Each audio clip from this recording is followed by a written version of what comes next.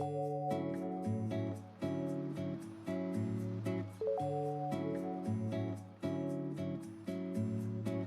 everyone. So I know I'm like 5 days late, maybe 6 or 7 whenever this video comes out. But yeah, we're gonna be ranking every single horror Halloween movie I saw in the month of October, which is pretty much all I watched in October anyways, but it sounds better when you put it this way, I guess. So without further ado, let's get into the ranking.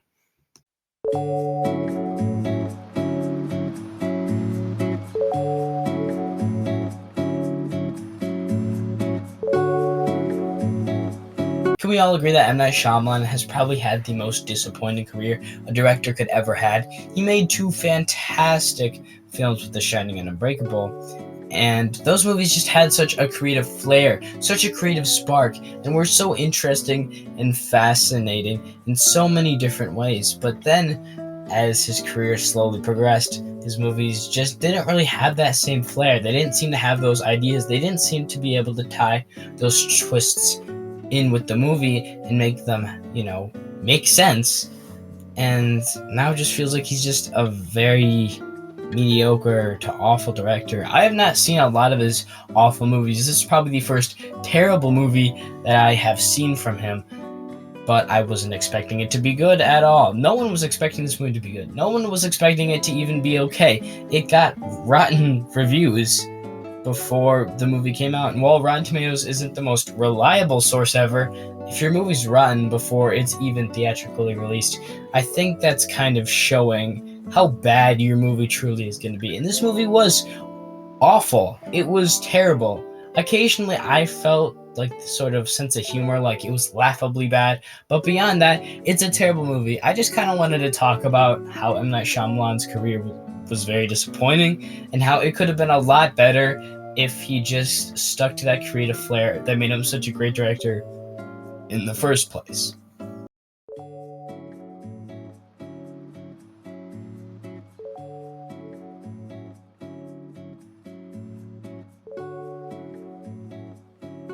Smile. This is a movie that I cannot tell if it is insanely generic, bland, and boring, or actually kind of interesting. There's some really good moments with this movie, and I think there's some somewhat clever jump scares here and there, and I feel like the concept alone is pretty terrifying, and sometimes it is tension-filled and anxiety-filled, and the main lead is actually a pretty good actress, somewhat. But then it becomes insanely generic at points, and insanely bland, and there's certain aspects of the movie that just don't really quite land. There's just certain moments and specific times within the movie where it just felt so generic and bland and boring, and it got to the point where I just didn't know what to feel. It's a movie that's very mixed, and it's a movie I'm very mixed on, but overall, I think I had a pretty good time with it. I really was entertained, and I really enjoyed the movie and enjoyed the experience I had while watching it, and the concept, once again, is pretty interesting. But the third act is very bland and generic for a horror movie like this, and it overall just felt like a bland horror movie during certain aspects of the movie. And I don't know, I'm very 50-50 on this one. I don't know if I love it or hate it, so I just kind of think it's okay.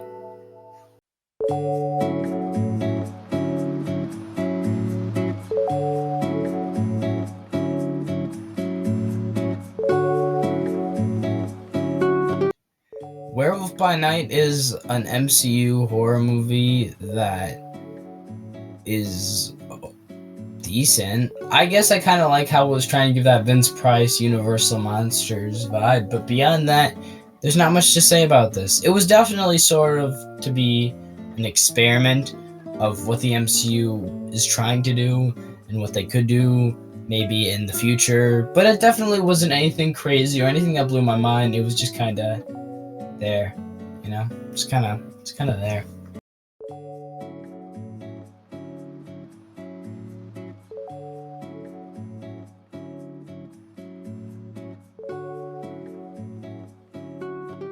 Brotherhood of Wolf is definitely a movie. It's hard for me to really describe my feelings about this film, which is very weird because I saw this movie about 2 weeks ago, and for some reason I just can't reciprocate my thoughts very well in this movie, but I guess I'll try my best here. I say overall the acting is pretty well done.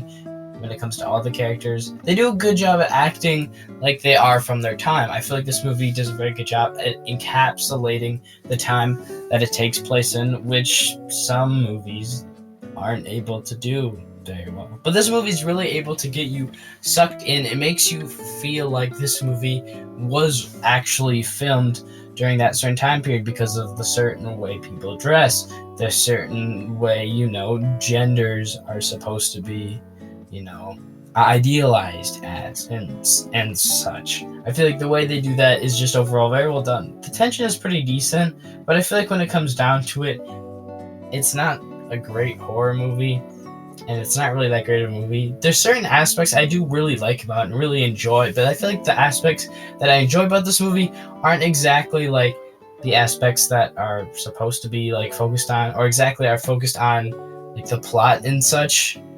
If you get what I'm trying to say, like for example, a movie like Shawshank, what it's trying to focus on and what it's trying to represent has all the positives in it. Everything that the movie is standing for and what it is trying to say, those are where a lot of my positives lie. However, with this movie, as a horror film, which is what it's trying to be, I assume, it really is just okay. And I feel like because of that, it's held back a lot in that regard. Overall, still pretty decent film, just not an amazing movie.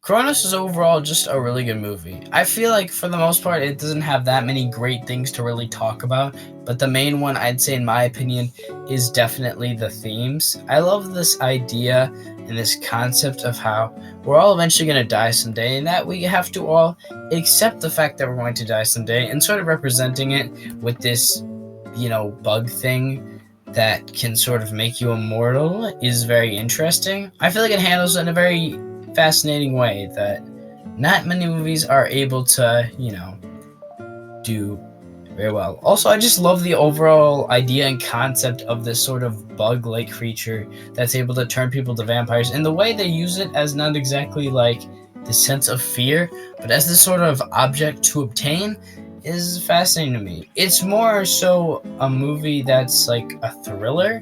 It's more so a thriller than it is a horror movie. And I feel like that's very interesting and fascinating to me. I just really like it, and I think it's a really good movie. And while it's not anything outstanding or shockingly fantastic, it's definitely something special.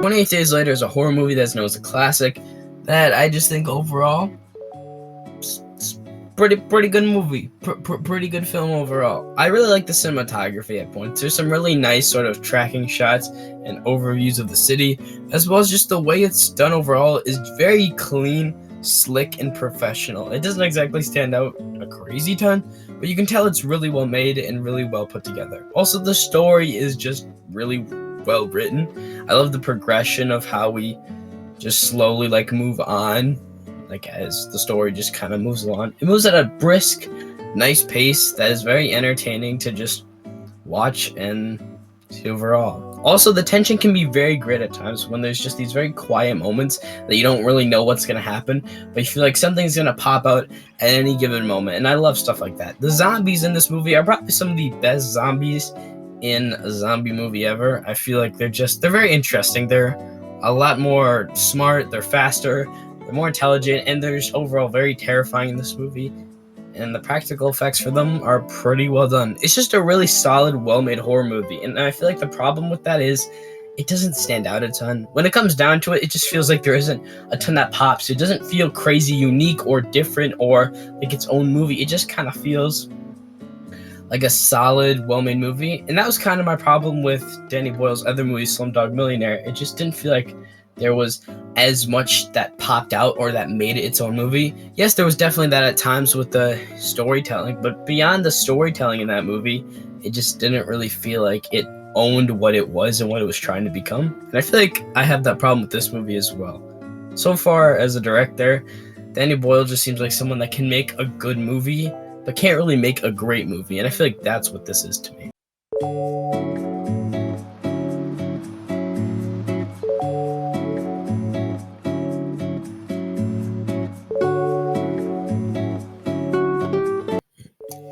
on Elm Street 3 is the improved sequel to Nightmare on Elm Street. I have not seen the second one, mainly because I just wanted to skip and watch the third one because I've heard very good things about this movie, and I didn't really want to watch the second one if it wasn't going to be very good. But anyways, talking about Nightmare on Elm Street 3 Dream Warriors, I feel like this movie just improves on everything that, in my opinion, the original lacked. I feel like the dream sequences and all the kills and such are a lot more interesting and a lot more fascinating, and I feel like the practical effects are done better. They're more creative, they're more fun to watch, and just overall just better in my opinion. Also, this movie is pretty much where Freddy becomes full-on Freddy for a lot of people. I've not seen the second one, but comparing the first one to this one, yeah, I can definitely say that. He's the perfect mixture of crazy but also funny at the same time, and he's so weird and wacky and such a great and fascinating character, and seeing him crank these one-liners while also murdering everybody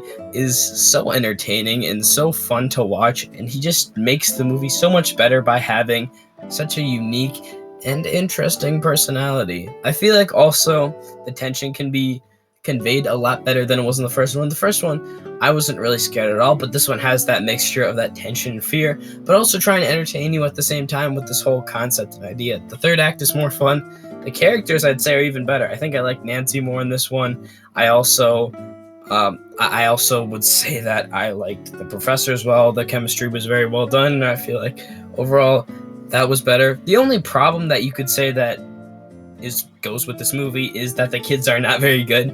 I know some people like them and think they're likable characters, but they're not really. Personally, that in my opinion, I don't really like them. They're not what I like about this movie, really. But beyond that, it's a really, really good Nightmare on Elm Street movie, and I feel like it gets overlooked sometimes.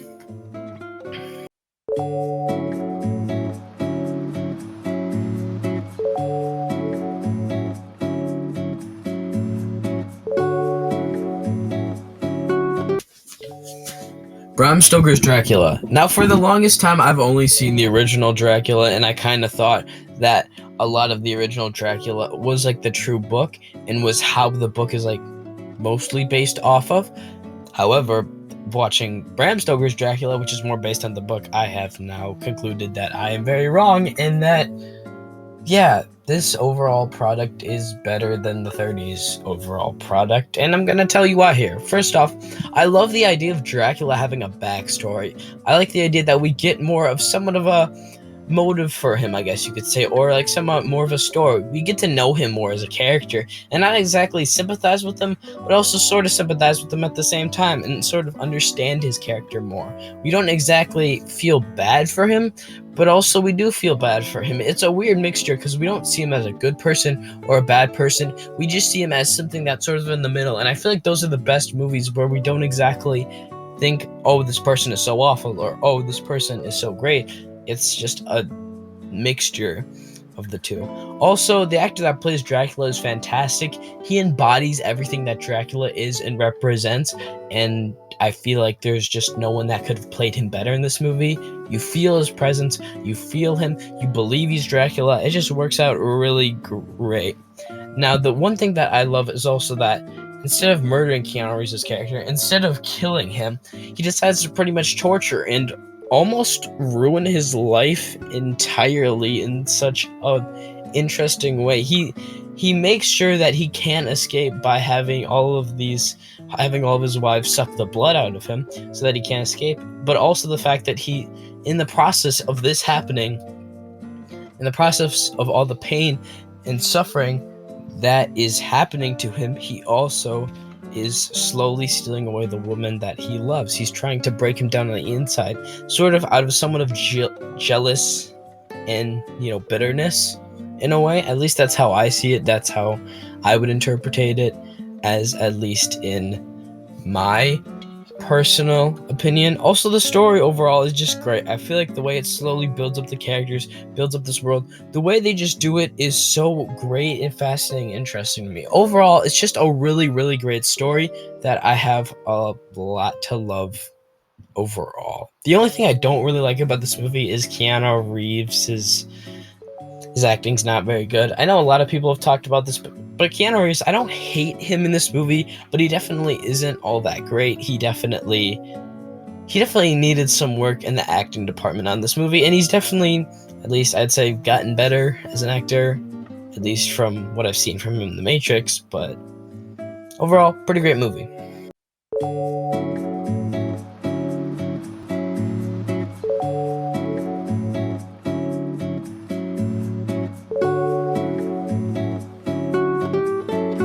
Nightmare Before Christmas. Yes, I'm counting this as a horror movie, even though I guess technically it isn't.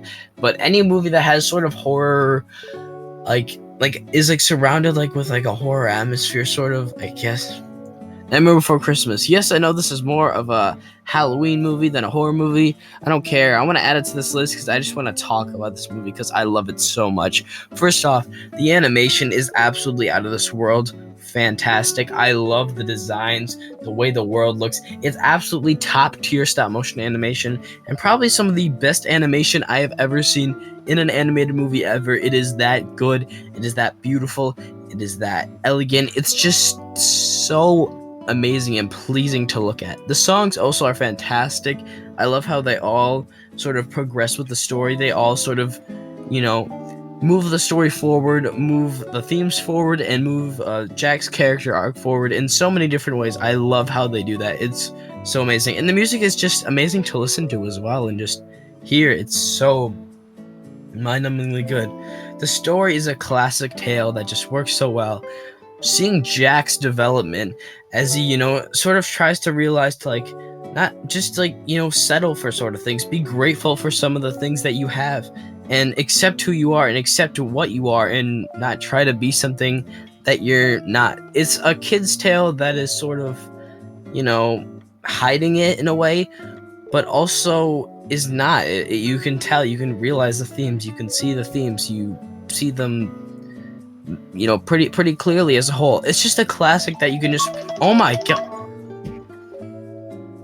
It's just a classic that you can just watch over and over again and never get sick of it. I love the way they just make this movie come to life in a fantastic way. Henry Selick did a great job at just making this movie perfect, pretty much. I haven't really seen any of his other works, but I can definitely say he made probably one of the best animated movies ever made. I'd say it's up there.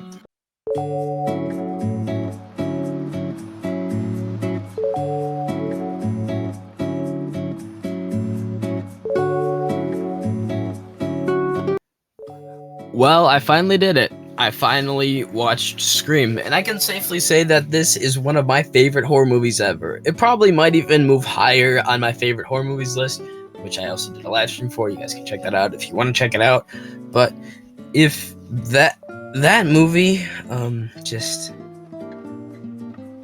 Okay, so I finally did it. I finally watched Scream this Halloween, and I can safely say that is one of my favorite horror movies. Maybe later down the road, it might even move up as I think about it more and as I rewatch it a lot more. But as it stands here right now, it is one of my favorite horror movies and number 3 on this list, which is still, something I wasn't exactly expecting, but also expecting at the same time, and it was very weird. I really love the tension in this movie. It has this weird atmosphere that just, you feel like something is gonna pop out at any second, all the time, just any time, throughout the movie, and I feel like that's what makes it so terrifying, so tension-filled, and so interesting.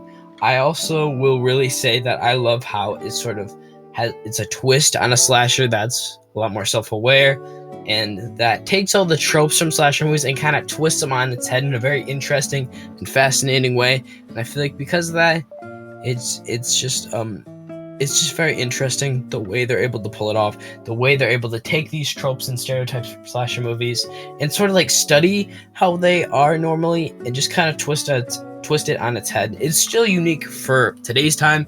It really sort of, pulled the gateway open for slashers and what they can do and what they can accomplish. And I feel like Wes Craven was just able to make that work so very well. The dialogue in this is so interesting and fascinating to me. I feel like the way it's pulled off, the way it's just handled is just so well done.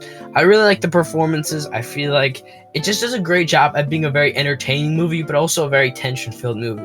It's a horror movie that's aware of what it is and is being self-aware and sort of a parody, but also it's just a great horror movie as a whole. And I feel like those are some of the best parodies ever, in my opinion. And I feel like this movie really just is able to embody that in such a great and interesting way. It's such a great movie. One of my favorite horror movies, one of my favorite movies ever.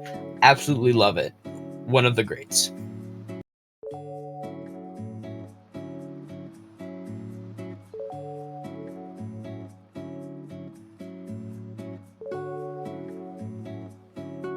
Okay, so I finally did it. I finally watched Scream this Halloween, and I can safely say that is one of my favorite horror movies. Maybe later down the road, it might even move up as I think about it more and as I rewatch it a lot more. But as it stands here right now, it is one of my favorite horror movies and number 3 on this list, which is still, something I wasn't exactly expecting, but also expecting at the same time, and it was very weird. I really love the tension in this movie. It has this weird atmosphere that just, you feel like something is gonna pop out at any second, all the time, just any time, throughout the movie, and I feel like that's what makes it so terrifying, so tension-filled, and so interesting.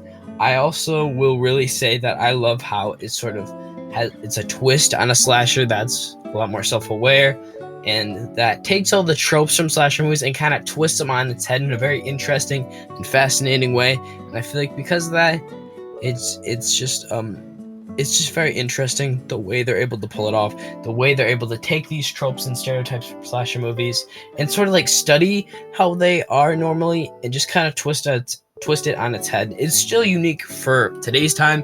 It really sort of, you know, pulled the gateway open for slashers and what they can do and what they can accomplish. And I feel like Wes Craven was just able to make that work so very well. The dialogue in this is so interesting and fascinating to me. I feel like the way it's pulled off, the way it's just handled is just so well done. I really like the performances. I feel like it just does a great job at being a very entertaining movie, but also a very tension-filled movie. It's a horror movie that's aware of what it is and is being self-aware and sort of a parody, but also it's just a great horror movie as a whole. And I feel like those are some of the best parodies ever, in my opinion. And I feel like this movie really just is able to embody that in such a great and interesting way. It's such a great movie. One of my favorite horror movies, one of my favorite movies ever. Absolutely love it. One of the greats.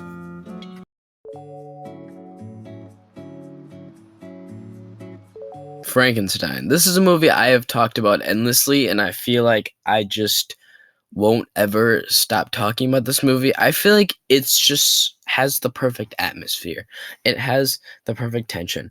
The atmosphere all feels so eerie and uncomfortable and just odd. I feel like that has to do with the fact that there's not a single note of music in the movie. There's not a single note of music that to create the tension, to create the fear, because it doesn't need it. It creates all the fear, the tension, and all of the stress and anxieties that come along with the movie without having a single note. It's still really uncomfortable and really creepy.